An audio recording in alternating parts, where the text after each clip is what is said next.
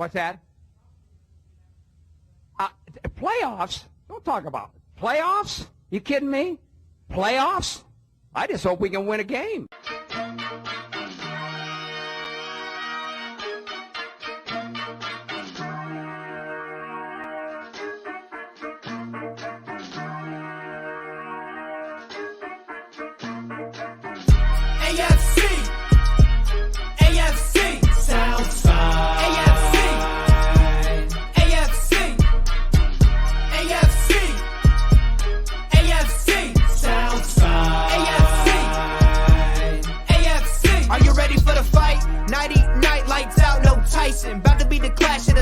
Strike like a lightning bolt. You feel the ground pounding, that might be the coast. Quick like a joke, like to hit when provoked. Don't you doubt that. That's a Jaguar to a house cat. That's an outcast to a whole squadron. If you talking Houston, then we've got a problem. You'll probably get the horns if you mess with the cattle. Sit back in your saddle and get ready for the fan battle.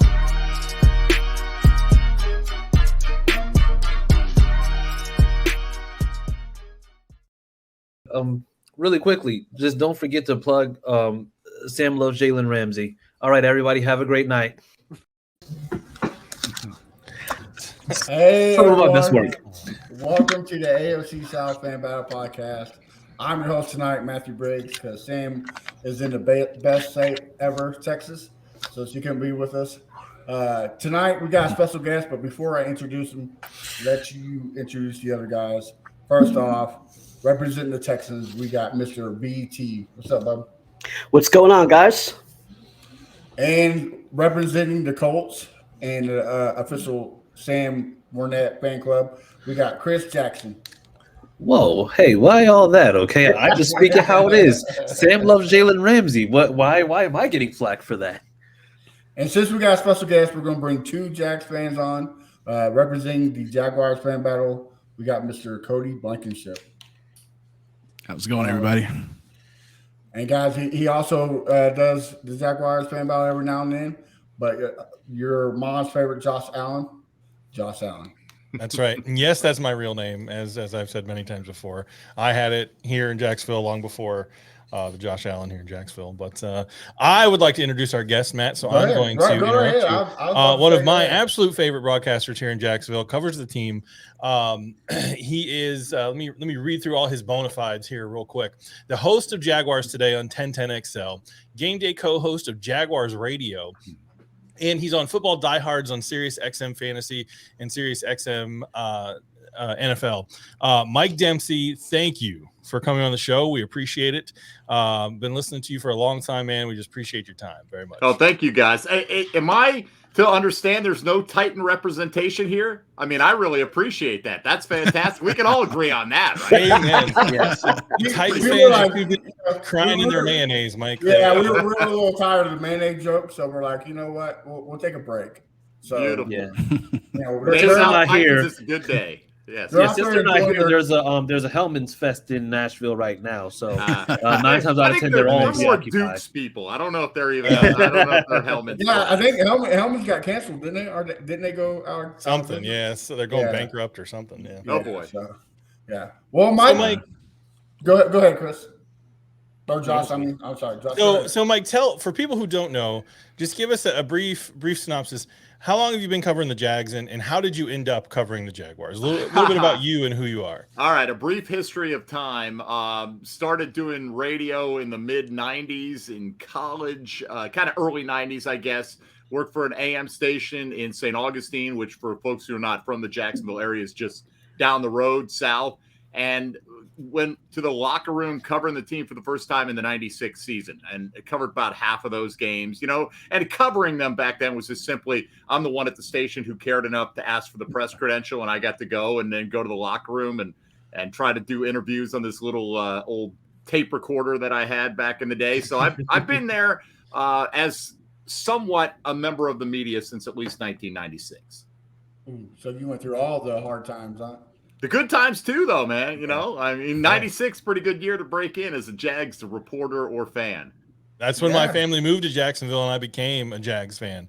When Morton Anderson missed that kick, I was sitting on the floor of my parents' house they had just bought, and we had moved everything in, but we hadn't set anything up but the TV because my dad wanted to watch football. And we tuned in. I saw the teal color. Remember the long starter jackets they used to wear on the sideline? Oh, yeah. Bro, I was in love. I was like, yep, this is my team now. Here we go. So y'all know the story about Jackson DeVille, the Jags mascot, and that kick, right? The Morton Anderson kick. Oh, yeah. Jackson, I know it, but I don't know. He was shaking the uprights, and the referee, and literally the uprights were swaying a little bit, and the referee kind of scolded him, and he thought they were going to let him re-kick it, and he thought that was the last day he'd ever work for the Jaguars organization. Obviously, history turned out a little bit differently. So. Yeah, that's one of many rules they made in the league, for mascots because of Jacksonville, who's the greatest mascot in the history of the league. He is though. He is. Yeah. You're outnumbered. We got him outvoted. So you're an expert on the Jags. We know that. You cover them all the time. What are your thoughts on the rest of the division? I'll start with my favorite glutton for punishment, the Titans. People try to tell me, especially Titans fans, that the Titans are still a contender and they're still good. I'm not convinced. What say you, Mike Dempsey? Look, I think the Jags have a clearly better roster. I really do. But you can't ignore the position that they were in last year. If we're trying to be realistic and level-headed about it, I mean, they were running away with the division mid-season. Ryan Tannehill gets hurt.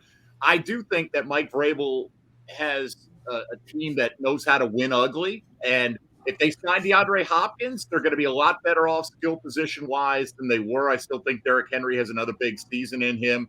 I love the fact that we're hearing Malik Willis now playing Will Levis so far this offseason, which just tells you everything about Will Levis that you need to know. But look, I think the Jags are the better team, but let's also not deny that in Week 18 last year, they picked a quarterback up off the street that never even got in on the field for the Jags when he was a backup there in Joshua Dobbs, and had the game in hand with the lead with about 5 minutes to go. So I think, historically, Jaguar fans are probably wanting to beat their chests because of all the pain that the Titans have caused them in the past. But to me, they're clearly the one team that if Jacksonville stumbles, if they lose some of those one-score games like they did early in the season last year, that's the team I think has the best chance of hanging around and contending in the AFC South. Yeah. I hate to agree with you because I hate the Titans, but I don't like to say anything good about them either, right? Yeah. But I mean, if I'm giving you my honest opinion, I think the Jags are clearly better. I think the Jags should win the division by at least a couple of games, but the Titans will probably be that team that we look up and we're like, how are they 7-4 right now? They don't do anything special, but they know how to win ugly. Yeah. What do you think about the Colts? A lot of people, including Chris Jackson, believe pretty hard in Anthony Richardson. Me being a Gator fan also, I'm not convinced. So I'm curious your thoughts. Yeah, honestly, I wonder if this year they wouldn't be more competitive if they started Gardner Minshew, who, has a way of keeping teams in games in the National Football League for the most part. But I think Richardson has unlimited ceiling.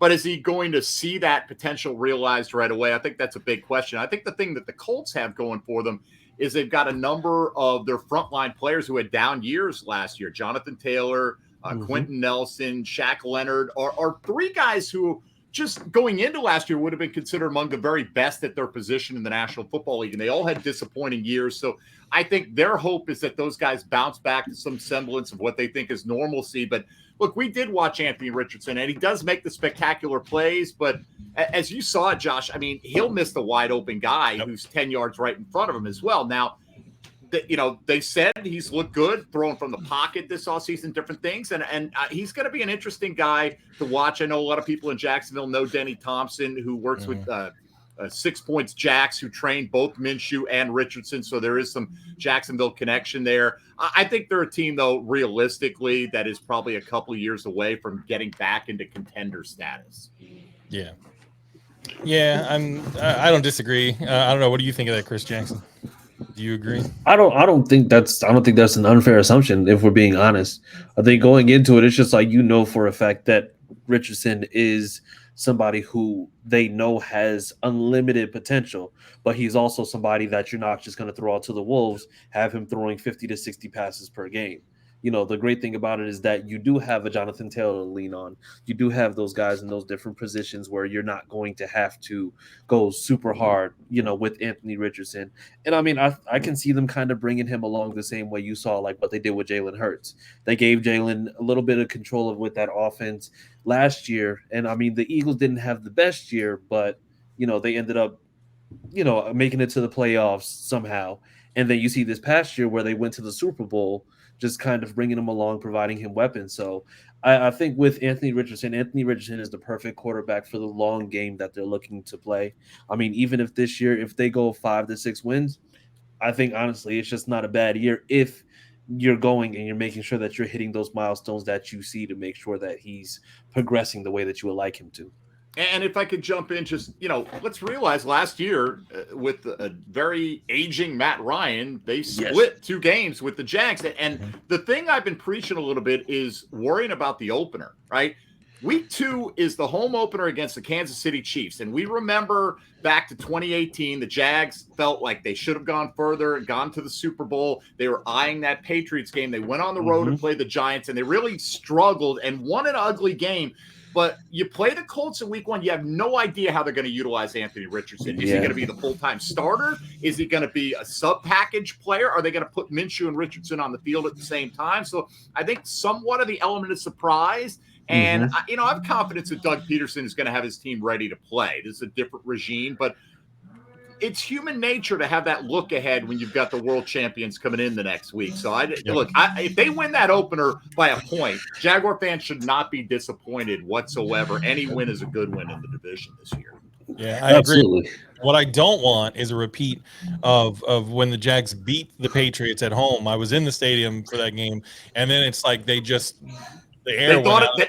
thought that was the season, right? Yeah, and they you had Jalen Ramsey handshaking, Blake Bortles on the sideline like they were best friends, and then 5 games later, like the wheels had fallen off and chaos ensued. So that's what I hope does not happen this year. So the only team left in the division is the Texans, and the Texans made the mistake of drafting a quarterback from Ohio State, who never been out in the league. So I'm curious your thoughts on how do you think the Texans are going to do this year, Mike? I think, Josh, you're kidding a little bit because, people bring that up all the time. You can't draft a Penn State running back because look at this guy. And then, along comes Saquon Barkley or Larry Johnson, right? I mean, the mold gets broken. So as far as C.J. Stroud, where he went, I mean, you watch that college playoff game against Georgia and you're like, man, this guy is, it's surprising in some regard that he didn't go number 1 overall. But to me, the more surprising move is all the draft capital they gave up to get Will Anderson with the number 3 pick. And I thought it was an overpay, quite frankly. I mean, he's going to have to turn out to be TJ Watt to be worth what they gave up. I just don't think the Texans right now have the roster. But again, head-to-head versus the Jags, they've been a thorn in this franchise's side, no matter how good the teams have been in any given year. So I'm not discounting that they can give Jacksonville a problem in any given week, but I am discounting that there will be a serious playoff contender in 2023. I'll chime in here just for a second and just say, obviously, Josh, I know you're joking, but I know some people, even Colin Cowherd has talked about C.J. Stroud coming from Ohio State. And then, you always have to think about, they said the same thing about Texas Tech and they got Patrick Mahomes. Same thing about Wisconsin. You got Josh Allen. You got to evaluate the talent, not the school. And you have Ryan Day that just came into Ohio State. So you really can't judge Ohio State quarterbacks really because it's basically under new management. So I agree, though, with you, Mike, that I don't consider us to be serious playoff contenders this year. But I will say that if there was one team that I think the Jags should be worried about, I would actually say the Texans. And I'm not to be a homer, but I do think that I can't remember another team that has actually made the amount of changes that the Texans have made in one offseason: quarterback, pass rusher, head coach, OC, not to mention the other position group. So, I don't think there really hasn't been another team that has made such a vast difference, both on the field and as well as the coaching staff in one offseason. So do I think that we're a playoff threat? No, but I think we're getting close. And I think in 2024 is when you're going to see us really be contenders in the division. Yeah, the only real game last year we got blown out, of course, was by the Jaguars. Was it like 31-3 was the final score? 31-3. Or something like that. So my thing is scheming fixes everything, and the Bobby Slowick and D'Amico Ryan scheme fixes a lot of problems that Pep Hamilton and Lovie Smith caused. So I think it's going to be a lot closer, but I can only see maybe 6 to 7 wins. But I do think we split with everybody except the Jaguars. I think the Jaguars gets our number this year. Yeah, I mean, look, Texans have a long way to climb up from, earning one of the top 3 picks in the draft and selecting twice. They added a lot. There's no question about it. But, you talk about teams turning it over like that. I mean, every time you get a new head coach, you get new coordinators, and if you are in position, look 2 years ago. I don't want to wish this on you. I mean, because we like the quarterback we got, but the Jags had a new head coach, whole new staff, new quarterback. That didn't work out so well. So keep D'Amico Ryans out of the bars in Cincinnati. Hopefully D'Amico Ryans don't kick. Hopefully D'Amico Ryans don't kick Fairbairn, and we'd be all right. That's funny, man. All right, so I think we'll probably I'll let Matt take over because he's technically the host. I've just been super excited to. You're doing a great job. So I think we'll just go, person by person here. I know everybody has some questions that they sort of prepared. Cody, I'll let you take a whack, man. What do you got for Mike? What do you want to pick his brain about? So it's a real serious question. When the Jags win the Super Bowl this upcoming season, how are you going to celebrate? Hopefully I'll be in the parade. I'm going to ride on. I'm going to be having JP Shadrick give me a piggyback ride down Bay Street. I think is kind of my goal with that one. But I mean, look, just the idea right now. I know you're being a little bit facetious. I mean, I'm not saying it couldn't happen, right? But I think Jaguar fans are at a point now. You've never had a quarterback on the ground floor that is already at the age of 23 being considered one of the top 6, 7, 8 guys in the league with room to grow. So, I mean, I think, when you talk about Super Bowls, Jag fans have never been to one, obviously, but they've been to several AFC championship games. And I think if you were to poll Jaguar fans, they would think if Trevor Lawrence plays the majority of his career in Jacksonville, let's say the next 10 to 12 years, that they're going to get the chance to win maybe more than one. I'd love to, I have no idea. The answer is, Cody, how I would celebrate, but probably I would do it without a voice because you can imagine what that post-game show is going to be on Super Bowl Sunday. Yeah, it's one of my favorite things listening to you on the radio is how excited you get. So quick story about this. Like I came down to Jacksonville about 11 years ago, and I worked at a dealership. So every time I got into a truck, 1010 was on. Nice. And so you became the voice of the Jaguars to me. So I'm just fanboying a little bit. I appreciate that, man. Look, in all honesty, we don't take ourselves that seriously. We try to take what we do seriously, but we realize, I'm just a lucky guy, man. I mean, there's plenty of guys that could do what I do, and I have put in the time and the effort, and it's not like I don't take my job seriously, but at the same time, I mean, we play in the toy store of life, when it comes to a career. So knock on wood, I appreciate that. I appreciate all you guys and anybody who, spends any time listening to the program. I mean, without that, there's no point in what we do. Yeah, exactly. So you host a fantasy podcast. So I had a question about the AFC South. Who is a dark horse player for this upcoming fantasy season in the AFC South? All right, let's see. Who is a dark horse player? I've been drafting like crazy too, and is that a league you have filled up yet? I've got over 130 drafts done for this year already. So I mean, that's half of my profession is doing fantasy football on Sirius XM, and obviously playing in a lot of leagues. Look, I don't know if the Jags are dark horses necessarily. I'll go team by team. How about that? I'll say for the Jags, it would be Tank Bigsby, right? Because look, Trevor's expected to do great. ETN's going in about the 4th round. Calvin Ridley goes in about the 4th round. Christian Kirk a couple of rounds later. I mean, you could point to Zay Jones, but he had 82 catches last year. I don't know how hidden he is. And Evan Ingram, presuming he's in at the start of training camp, should have another solid season. So I think Tank Bigsby has a chance, not as a every week starter, but a guy you'd roster, see if he gets the goal line role in Jacksonville, becomes a bit of a pass catcher out of the backfield. So I would put Bigsby for Jacksonville. I mean, it's low-hanging fruit for the Titans to say Chigakonkwo, the tight end, because everybody loves his talent. But outside of him, there's not many guys. Treylon Burks, Derrick Henry's going in the early second round, if not the late first round. So he's not a dark horse. I don't look at Tannehill like that. Obviously, DeAndre Hopkins comes there. He's a well-known commodity. But Okonkwo, the tight end, a lot of people think he'll break into that top 10 to 12 range of tight ends this year. I think it's probably Nico Collins for the Houston Texans. It's kind of a crowded receiver group there with Robert Woods. We don't know what John Mechie is going to look like. Brandon Cook's moving on. I think Tank Dell's an interesting dynasty prospect, but I don't know if in the short term that's going to amount to much.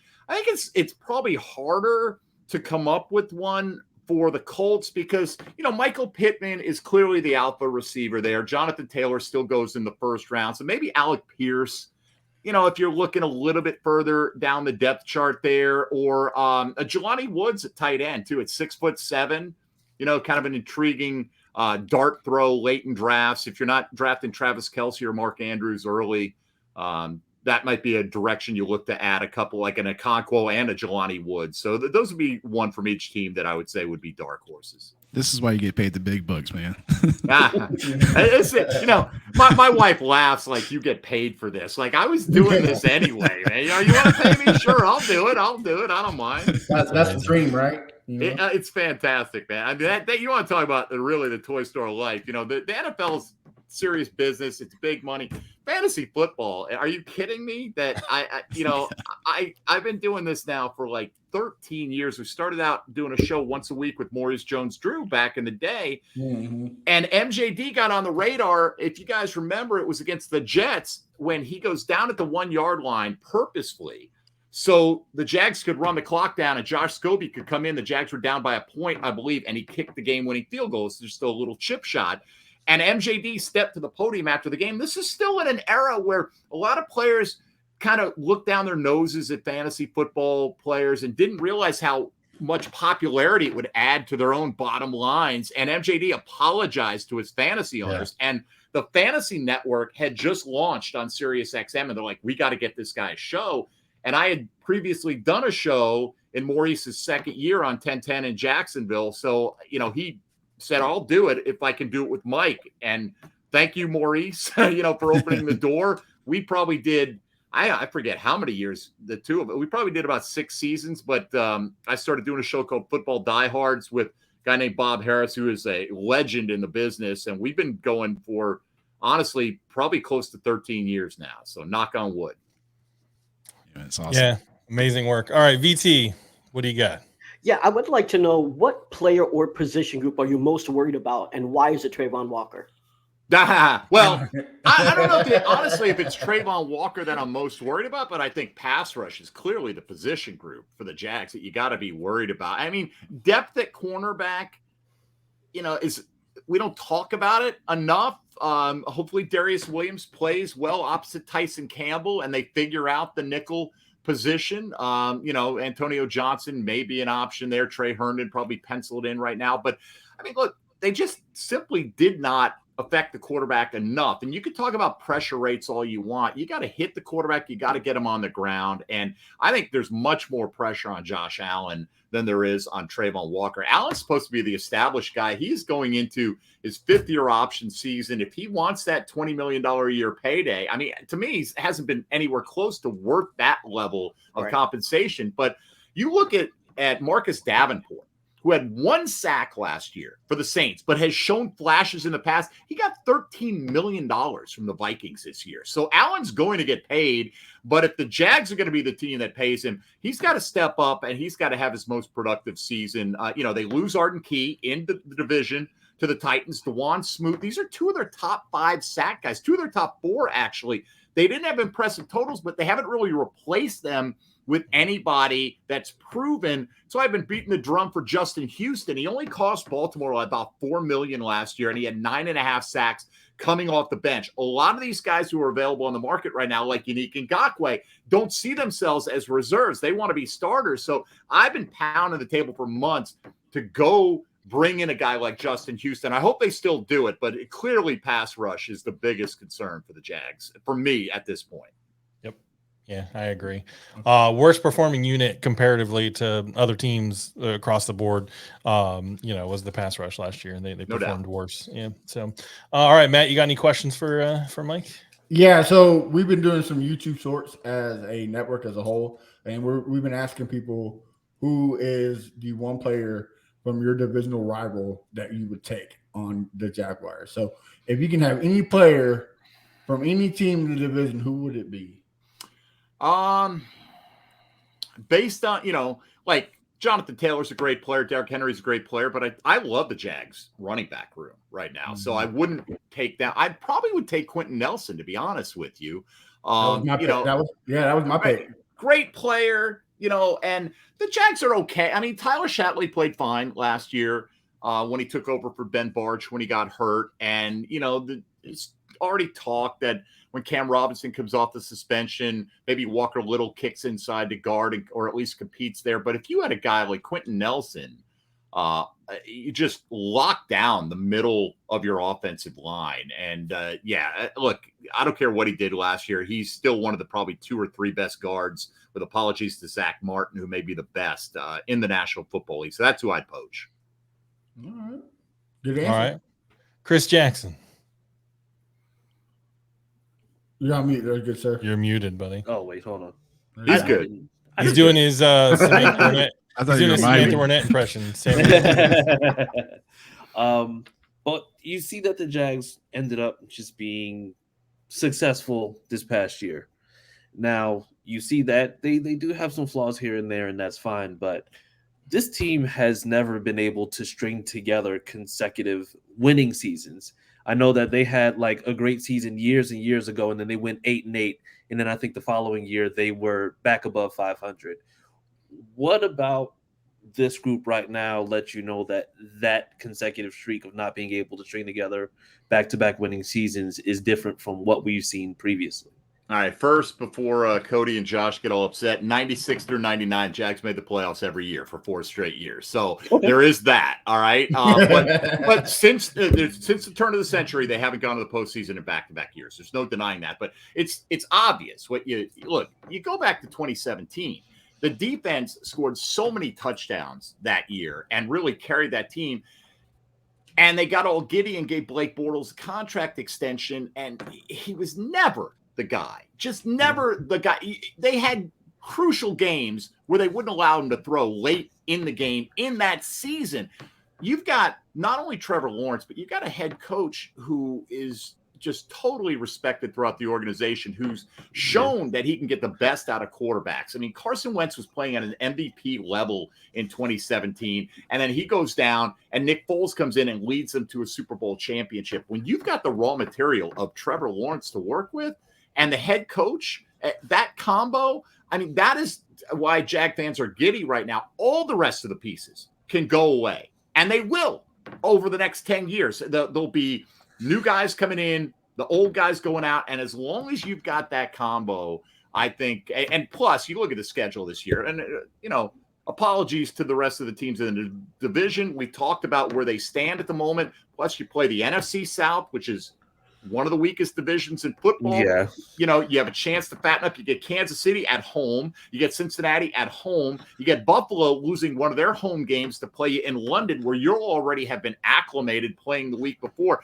There's no excuses for this team not to succeed this year. And I think the biggest thing, though, is you've got to avoid the slow starts. What they did last year, starting 2-5, just losing 1-score games and making critical mental mistakes. You had the interception in the end zone against Houston. You had the one against Denver. And Trevor Lawrence, I think, really kind of turned the page and grew from that. Now, are we going to get the exact same Trevor Lawrence that you got over the second half of the season, just duplicate that over a full year? No, he'll have a few bumps along the way, but I think the gulf between Lawrence and the rest of the quarterbacks in the division is a massive gap, and it's the most important position in sports, arguably, certainly the most important in the NFL. So I think that's what has every Jaguar fan expecting success, not only in 2023, but like to get on kind of that late 90s run where you feel like when you show up at the beginning of the season that, hey, we know we're going to be a challenger for the postseason. So let's put ourselves in the best position to have some home games, do things like that. So we'll see. The schedule's favorable this year, but it's the quarterback head coach combo that has me the most confident and excited. And that's what feels the most different this year compared to other winning seasons they had. Like coming into that season after the playoff run with Blake Bortles, everybody sort of knew if they were being honest, that Blake still wasn't the guy. And it was, are we going to get good Blake or bad Blake? Right. Right. And then when the defense, which was really what held that team together the year before, fell off, you saw that Blake Bortles was not, just like you said, he was never the guy. So it feels different this year, but there is one thing that Trevor Lawrence is not the greatest in the division, and that's handing the ball off. That belongs to Ryan Tannehill. Yes. He hands the ball off. He does do it beautifully. He does do it. Got to stay healthy to hand it off, though. And I'll say one other thing, because his name hasn't come up yet.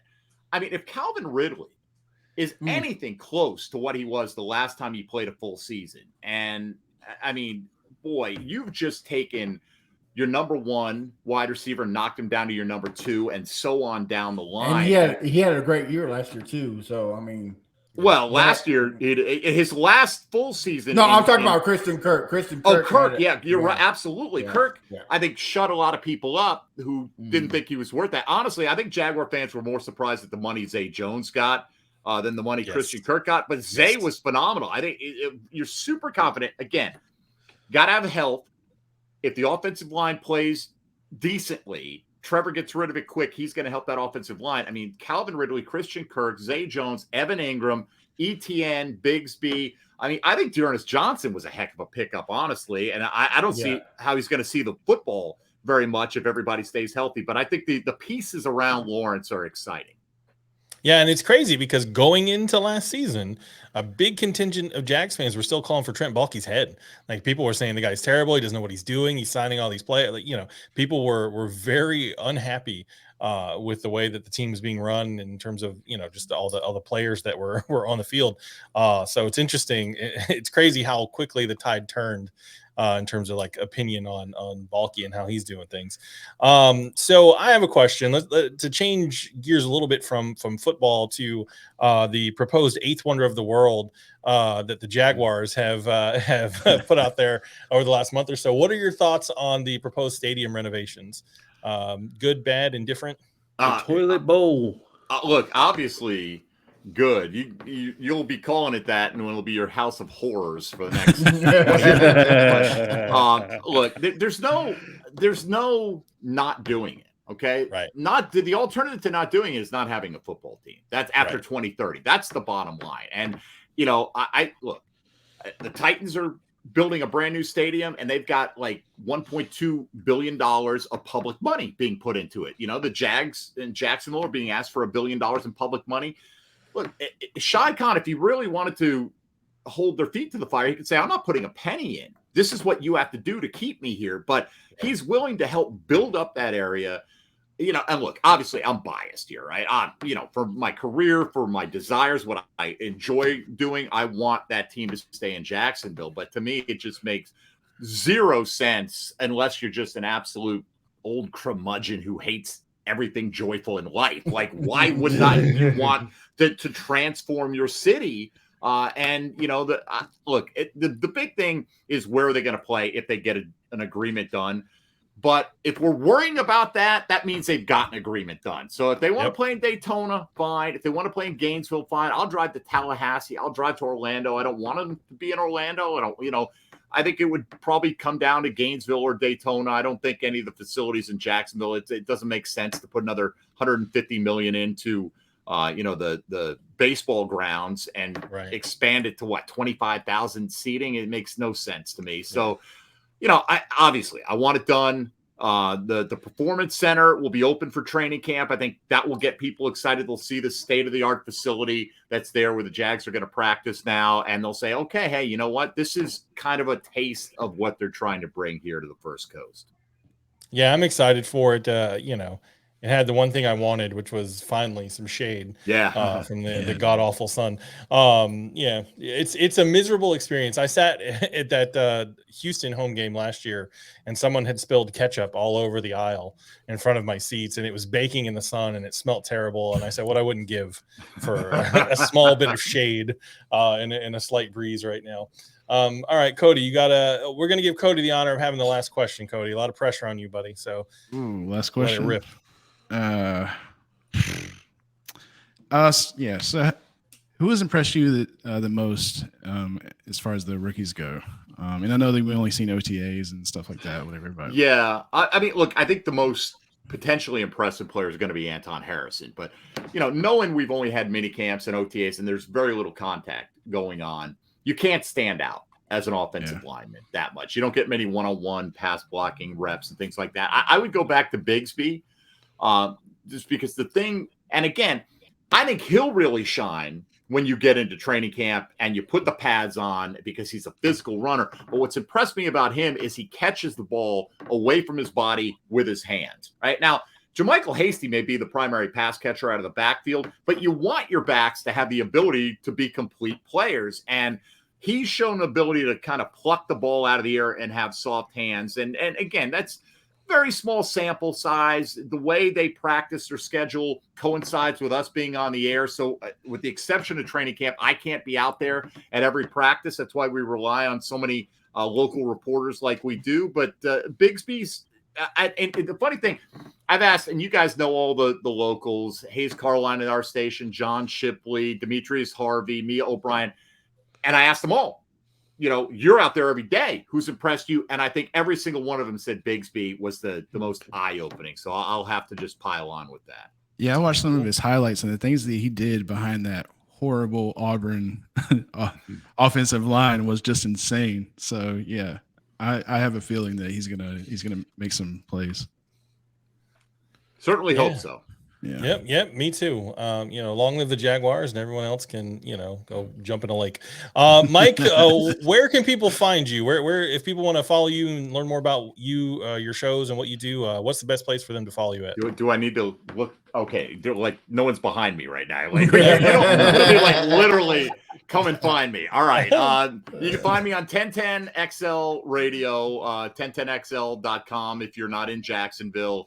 1010 a.m. or 92.5 FM, 10 to noon, Monday through Friday with Tony Smith, who's a phenomenal co-host. We just, E.T. just moved off of our show. He's been a great producer for the last 3 years. Dylan Denmark's our producer now. And, in season, we've got David Garrard and Tom McManus and Jeff Loggeman and Donovan Darius and John Ogier and Mike DeRocco and all these guys who are on every single week with us. So we think we bring you some really intense coverage there. Right now, Saturdays, you can find me at late Saturday afternoons on Fantasy Sports Radio beginning the 17th. We kind of go to our in-season schedule. So I'm on Monday nights, Thursday nights, Friday nights, Saturday evenings on Fantasy. And then when we get into the season, we simulcast that Saturday show on NFL Radio. Occasionally over at fantasyguru.com, mostly in season, I do a fantasy podcast that comes out every Wednesday. And you can follow me on Twitter for now, as long as it still exists, at MD_1010xl. And occasionally here when you guys invite me. I appreciate it. Hey, man, you are welcome anytime, buddy. I will say this to all of you. I really do appreciate it. I know not everybody here is from Jacksonville, nor everyone would want to be in Jacksonville. I understand that, your wrong-headed ways. But for the guys who are, you know how to get in touch with me if you want to come hang out and, sit in the studio when we do a show sometime. We'd love to have you. So if you have an open invitation, just get in touch. I don't foresee myself ever going to Jacksonville based on humidity and all other factors. But you know what? I'll take you up on that offer if I ever do. All right, if you ever do. We got a seat on the bench for you right there. All right. Well, we'll just close it out here. VT, where can people find you? Yeah, you can find me on Twitter at Brown Chubby Bear. You can find me on Threads with the same username, Brown Chubby Bear. We have a show of the Texans Fan Battle podcast. That's every Wednesday. This week, we're actually going to be on Thursday to accommodate our guest, Jeremy Brenham from ESPN. So check us out on Texans Fan Battle podcast. All righty, Matt Briggs. Same as VT Wednesday nights. Texans Fan Battle, everywhere on Twitter, Threads, whatever app it is. You can find me at A1 Day 1 Texans. There's so many of them, so that's the handle. All right, Chris Jackson. You can find me at CJ Coltsfin on Twitter and Threads. And also you can find us on the Horseshoe Mob Podcast, Tuesdays, 9:30 p.m. Eastern Time. We'll be live this week with special guest Clyde Oliver from the Sick Podcast, or formerly the Anvil. Sweet. Yeah, you can find me on Twitter at Josh Gives Up. That's probably the easiest place to find me. And last but not least, Cody. Find me at Cody Cold Gaming and at the Jags Fan Battle Podcast. We're live Tuesdays at 8. And we would love to have you on, Mike, if you want to come on that one as well. You know how to get a hold of me, so yeah, man, that's awesome. Just shout out. We appreciate it once again, Mike Dempsey from 1010xl, a co-host of the Jaguar show. So this wraps up what may be the greatest episode we've ever had in the history of this podcast because it's heavily Jaguar related. I think, Chris Jackson, there's only one thing left to say. Oh yes, as with anything, the sky is blue, water is apparently wet, and Sam loves Jalen Ramsey. Amen. Catch y'all next